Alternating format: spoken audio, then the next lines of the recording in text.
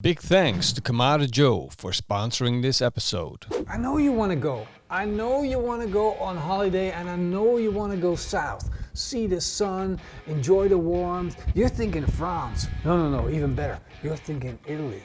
You're thinking Tuscany. Warm fields, rosemary on the side of the road, all of that freshness in your nose, and then taking a dive in the ocean. Sea. They don't have oceans, they have sea. That's not the point. The point is you want to enjoy that. You want to feel that. I'm giving you Italy on a plate.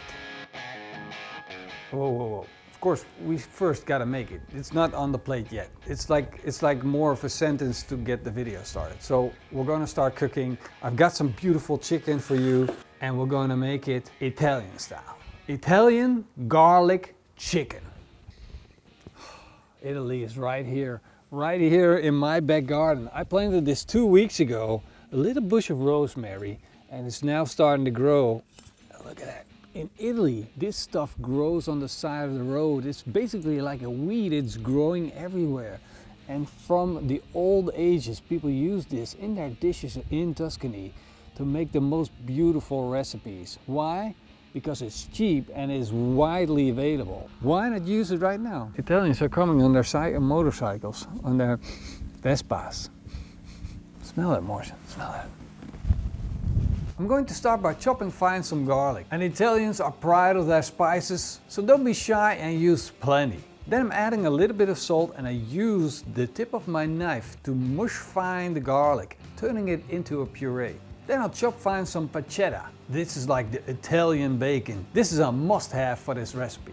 And this is where we make our chicken Italian, because I got these beautiful chicken legs, chicken quarters, and if you look at them, they have a lot of fat inside on the meat. Do you see all that fat? All that fat is all goodness. And you know one thing, Italians like their meat to be flavorful. So what we're going to do is we're going to lift up that skin, just take it off, like disconnect it, remove it. What we're going to do is we're going to make maximum use of it, flip this open, and we're going to stuff this with the pancetta and garlic. All of that goodness is going in there. Now that we got all of this goodness under the skin, we're going to add our last ingredient, which is a twig of rosemary. Now we're going to cover this back up, and we got to make sure we secure it. So I'm gonna, what's with these things? Who invented this? Does this ever work? Whoa, just what came out. But seriously, like, make sure you get all that pancetta in there. That's important. Italian bacon, guys. Remember, pancetta, Italian bacon, gotta love it. Gotta have it, gotta love it. And then use that pin to secure it. Pancetta in first, stick in, stick up. Now this is Italian chicken. The Tuscany flavors are locked in there and it's ready to go on the barbecue. In the meantime, I'm going to do 3 more, and then we're going to fire up our Kamado Joe kettle grill.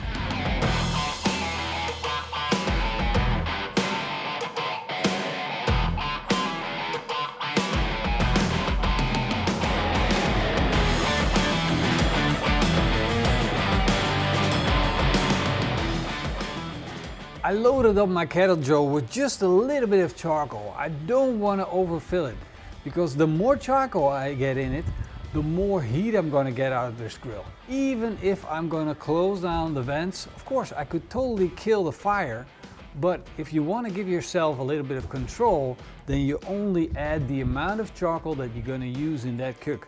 So in this case, I only need a little bit, so I put in a little bit. I lit it up. So we're waiting for the fire starters to die down. But let me tell you how we're going to cook this chicken, because we're going to use a technique that I love the best out of any technique in barbecue, and that's straight up grilling, but with a high distance between the fire and the grill grate. And that's why I'm using the slow roller insert without the actual cover that belongs with the slow roller. So I'm going to put the grill grates straight on, over direct heat, over that direct fire. And then when the fire starters burned out, I'm going to put the chicken in and I'm going to roast them, and all of that fat's going to melt and it's going to go twirling up, giving it a little bit of smoke together with that charcoal. My charcoal's now fully lit and it's starting to get warm in my grill. And the last thing that I'm going to do before the chicken goes on is sprinkle it with a little bit of sea salt. This is going to help to make the skin extra crispy and extra flavorful. Of course, we're going to do both sides. And we don't have to put any salt on the inside because there's the pancetta and that's plenty salty enough. I'm going to stick in my thermometer. This way I can keep an eye on my temperature and I know when to take them off when they're juicy. I'm going to close the lid and then I'm going to close the bottom vent until it's 2 fingers open. I'm going to close the top vent until 1 finger open and then I'm going to keep my eye on the temperature on the dial. And once it hits 140 degrees Celsius, I'm going to tune down that bottom vent until 1 finger open.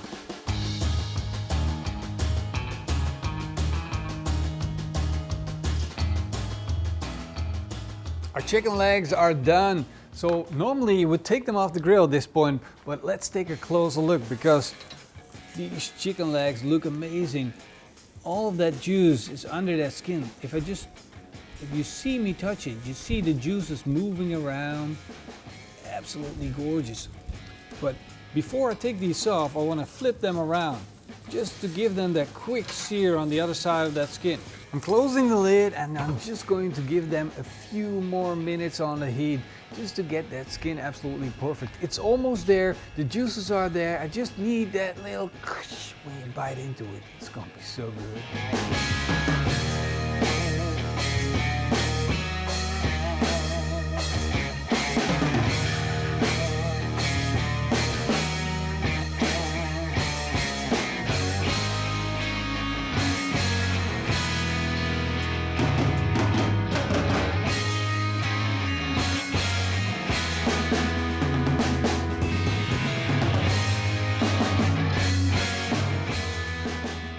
Oh, it's warm. Yeah, how do you make a Dutch guy happy? Warm bread. Feed him cheese or bread. But this is actually not for eating. No, it's for dipping. It's for cleaning the plate. Yeah. No. Go ahead. No, you first. Okay. Pick one. Cheers. Cheers. Just gonna go for it. Oh my feeling God. How good is it? You got like juiciness because it's so fatty. Whoa. I'm kind of in the middle of that first bite of the stuffing. The dog's going crazy too. She just wants like a piece. It's almost like it turned into a ham, but better.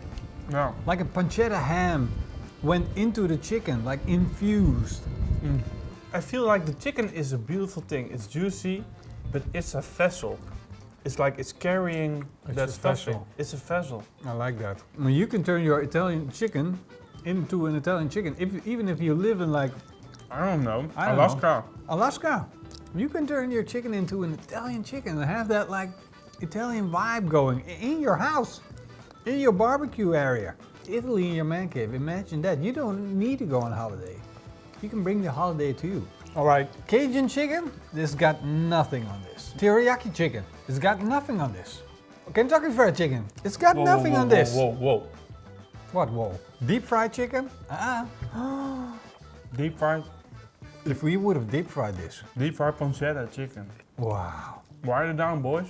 Write it down. Write it Steal down. this. Yes, get it. Be smart. Steal this. Yes, make it tomorrow. There must be one Italian guy right now getting really upset because of all the things we do. Yeah. Because that's what they do. Italians get upset over nothing. And then they do like this. See? Basta. Hope you guys enjoyed this video. And if you did, then leave us a big thumbs up and a comment down below. Hope to see you guys next time. Until then, eet smakelijk and keep on grilling. Well, big thank you to our patrons and the YouTube members. Yeah, you guys freaking rock. Yes, you do. I just threw a piece of bread against the lens. But I think that Jim is cutting it on that second. But maybe we're still here, I don't know. Yeah, Would be funny though. Or in black. The whole thing in black, you don't see us.